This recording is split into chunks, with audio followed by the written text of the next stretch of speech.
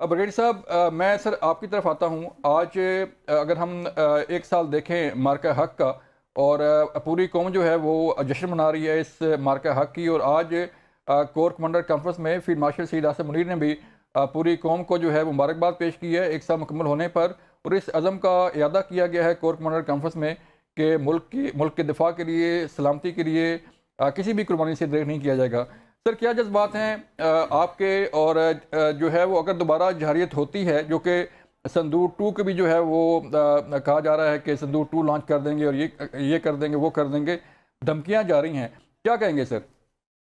देखिए, बात यह है कि वी मस्ट नो कि ये पूरी कौम को बल्कि खुशी मनानी चाहिए जिस तरीके से पाकिस्तान की मुसल्लह अफवाज ने इतने बड़े दुश्मन को दिलत में शिकस्त दी मार्के हक में, और फील्ड मार्शल सईद आसिम मुनीर ने पूरी कौम को यकजा किया एक छतरी के नीचे। एंड देन दे ये plan and execute the plan, attack किया। और अगर याद हो आपको, सुबह के वक्त फजर टाइम पर डीजीएस पे ने कहा कि नो वेट फॉर रिस्पॉन्स। और जिस तरीके से फिर पाकिस्तान ने इंडिया के 8 जहाज गिराए, उसके बाद इनके जहां जहां से जहाज उड़े, हमारे सिविलियन एरिया में मिसाइल फेंक के हमारी औरतों बच्चों बूढ़ों को शहीद किया था, वो सारे जी एयर बेसिस तबाह कर दिए। उसके बाद S-400 जो मिसाइल बैटरी थी इनकी डिफेंस की, वो उड़ा दी। उड़ी का इनका एम्यूनिशन डम जो पूरे कश्मीर को सपोर्ट करते हैं, वो उड़ा दिया। इनके ग्रिड हमने उड़ा दी साइबर वॉरफेयर में। इनको जब पता चला कि जी पाकिस्तान का मुकाबला ही कर ही नहीं सकते हैं, और 2 दिन के अंदर इनको जरूरत में शकीस तो ये जाके अमेरिकी धोते बैठ गए और कहा जी कि खुदा के लिए हमें सीजफायर करवा दे, हम्म पाकिस्तान पता नहीं हमारे साथ क्या कर रहा है। तो ये इसमें ये देख लेंगे। और फिर सेकेंड ये उस पर पूरी कौम लड़ाई होती है। जो फौज मुसल्लह फौज अकेले लड़ाई नहीं करते, you fight as a nation. जी, ऐसे और ही है। पूरी कौम मुसल्लह फौज के साथ खड़ी थी। और जिस तरीके से मिसाइल फायर हमने फतेहमंद फायर किए, 7 अफगान लड़के जवान लड़के खड़े ताली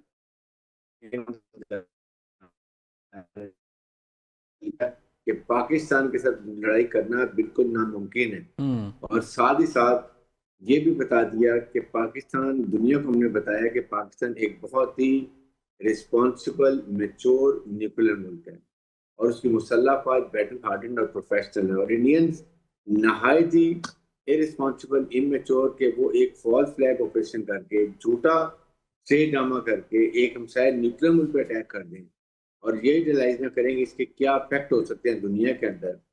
ये मेरे ख्याल में इसकी वजह से अमेरिकन देव भी उन्होंने भी समझा कि ये इंडिया तो बिल्कुल ही नकारा फौज है, इनकी अनट्रेन अनप्रोफेशनल फौज है। और हम्म उन्होंने भी ये सोचते हैं कि इसके ऊपर आइंदा के लिए कोई फायदा नहीं है अटैक करने का। और फिर आपको याद होगा कि जिस तरीके से हम पाक फील्ड मार्शल को बुलाया प्रेसिडेंट ट्रम्प ने व्हाइट हाउस में, वहाँ जो उनकी पिदराई हुई, जिस तरीके से उन्होंने जी जी बात की प्रेसिडेंट ट्रम्प से, develop special liking for him.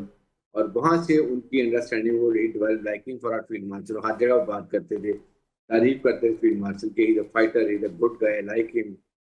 और वो फिर पाकिस्तान का वो मार्का के बाद आप देखेंगे हम उस रीजन के अपने रीजन में रीजनल स्टेबलाइजर बन गए, और इंडिया टोटली आइसोलेट हो गया। अभी जी, आज देख लें इंडिया कहाँ खड़ा है और पाकिस्तान कहाँ खड़ा है। ये एग्जैक्टली। सारा मरहून मिला था फील्ड मार्शल रियासत मुनीर का, जिस तरीके से उन्होंने इंडिया को शिकस्त पाई थी, और साथ ही साथ उसको हमेशा की तरह इतना सख्त नुकसान पहुंचाया कि उसके अंदर नसें आ गई थी। जी, ऐसे ही है सर कि जो ये मार्का हक की कामयाबी थी कि अब पाकिस्तान जो है वो अमेरिका जैसी सुपर पावर और ईरान के दरमियान सालिस का जो है वो रोल प्ले कर रहा है। इजाज़ साहब, मैं आपकी तरफ आता हूँ सर। बताइएगा कि पहले तो कोई अटैक होता है, कोई जैसे इंडिया ने जहरियत की, तो जो है वो फिर दूसरा फ्रीक तैयारी करता है अपने हक के दिफा इस्तेमाल करते हुए दोबारा अटैक करता है। तो लेकिन उस दिन तो हम उस रात जब ये 6 और 7 की दरमियानी रात जब अटैक हुआ भावलपुर पे, मुजफ्फराबाद में मदरसों पर, मसाजिद पर, तो पाकिस्तान ने फौरी रिस्पॉन्ड किया। सर, क्या स्ट्रेटजी थी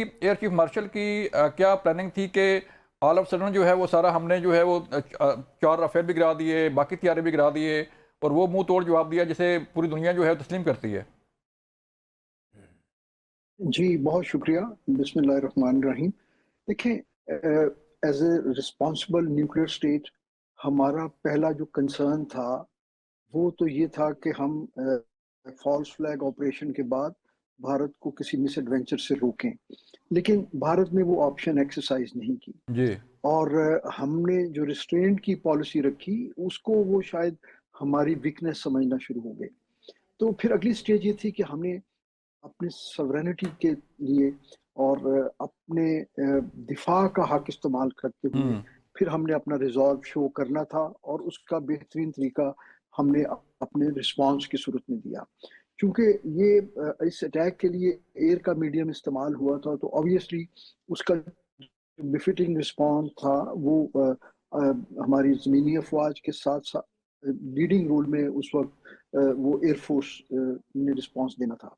तो जब फील्ड मार्शल साहब ने और हमारी सिविलियन क़यादत ने ये डिसाइड कर लिया तो उसके बाद फिर एयरफोर्स ने एक बिफिटिंग रिस्पांस जिसके लिए हम ऑलरेडी तैयार थे जी वो हमने रिस्पांस दिया। उसमें चीफ ऑफ एयर स्टाफ खुद ऑप्स रूम में इस पूरे स्ट्राइक्स को इस मल्टी डोमेन ऑपरेशंस को वो कंडक्ट कर रहे थे और उसका फायदा ये हुआ कि हमारा जो डिसीजन लूप था वो हमारा बड़ा जो है क्रिस्प और शॉर्ट था और बड़े बर वक्त फैसले हो रहे थे। मुझे अल्हम्दुलिल्लाह इत्तेफाक हुआ जी जंग के फौरन बाद चीफ ऑफ एयर स्टाफ ने कुछ वेटरन्स को बुलवाया था, मैं खुद उसमें शामिल था।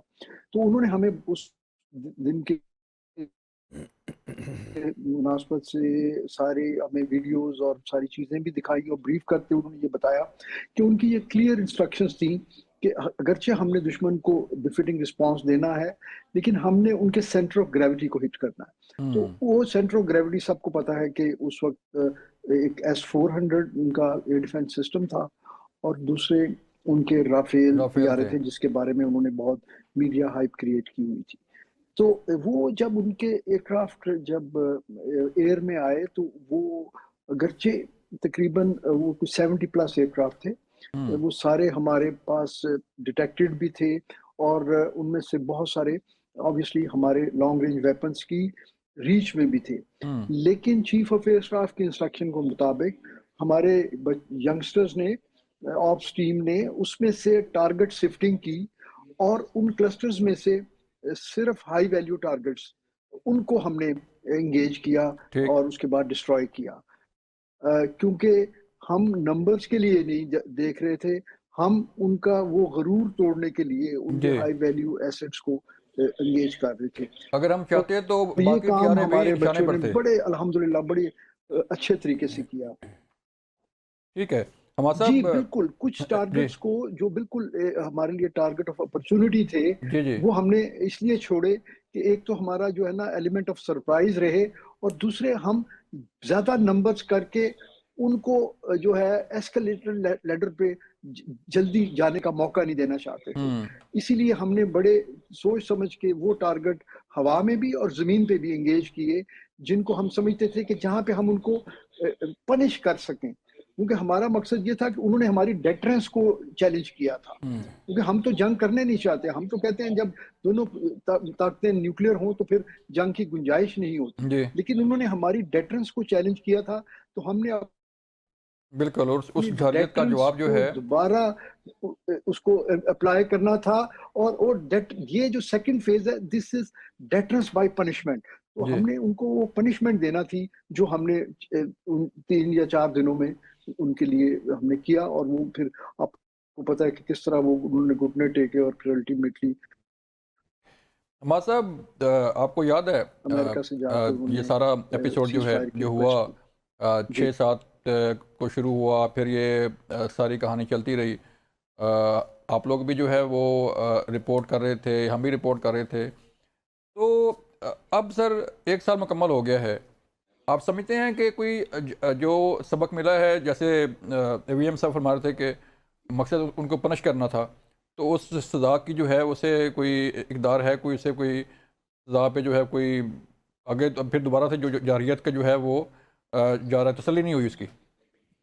बहुत शुक्रिया जावेद साहब। देखिए इंडियन सियासत और इंडियन एस्टेब्लिशमेंट का एक मिजाज है और उनके एक नफ्सियात है कि उन्होंने पहले दिन से पाकिस्तान को तस्लीम नहीं किया।